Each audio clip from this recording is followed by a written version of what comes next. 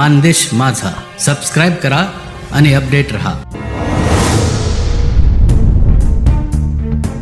सातारा जिल्ह्यातील दहिवडी पोलीस ठाणे आणि महामार्ग वाहतूक पोलीस केंद्र कराड यांच्या वतीने रस्ते अपघात रोखण्यासाठी एक अत्यंत महत्त्वाची आणि धडक कारवाई करण्यात आली आहे।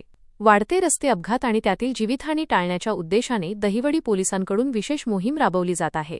या मोहिमेअंतर्गत ऑगस्ट 13 रोजी दहिवडी शहरामध्ये दारू पिऊन वाहन चालवणाऱ्या चालकांवर धडक कारवाई करण्यात आली।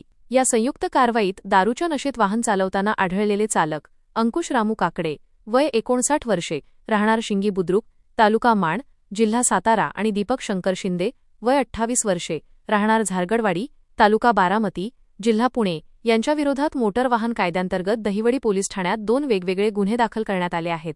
याचबरोबर दहिवडी येथील एसटी स्टँडसारख्या सार्वजनिक ठिकाणी दारू पिऊन गैरशिस्तीचे वर्तन करताना आढळलेले इसम सुभाष प्रकाश पोळ वय 28 वर्षे राहणार वरकुटे मलवडी तालुका माण जिल्हा सातारा यांच्यावरही महाराष्ट्र दारूबंदी अधिनियमांतर्गत गुन्हा दाखल करण्यात आला आहे। दहिवडी पोलिसांकडून स्पष्ट करण्यात आलं आहे की विना नंबर प्लेट, ट्रिपल सीट, विना सीट बेल्ट, कर्णकर्कश सायलेन्सर, बेशिस्त ड्रायव्हिंग तसेच इन्शुरन्स आणि पीयूसी नसणाऱ्या वाहनांवर रोज कडक कारवाई केली जात आहे।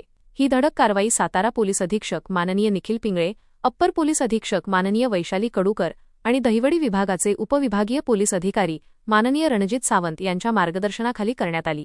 या कारवाईत भाऊसाहेब गोसावी, पोलीस कॉन्स्टेबल सहदेव साबळे, सागर लोखंडे तसेच महामार्ग वाहतूक पोलीस केंद्र कराडचे विजय घोलप, शशिकांत देशमुख, विक्रम हसबे, मनोज शिंदे आणि अनिल चव्हाण यांनी महत्त्वाची भूमिका बजावली। मानदेश माझाच्या माध्यमातून आम्ही सर्व वाहनधारकांना आवाहन करतो की दारू पिऊन वाहन चालवणं टाळा, वाहतुकीचे नियम पाळा आणि आपला व इतरांचा जीव सुरक्षित ठेवा। मानदेशातील अशाच ताज्या आणि महत्त्वाच्या बातम्यांसाठी पाहत रहा मानदेश माझा चॅनलला नक्की सबस्क्राईब करा आणि ही बातमी शेअर करा। धन्यवाद।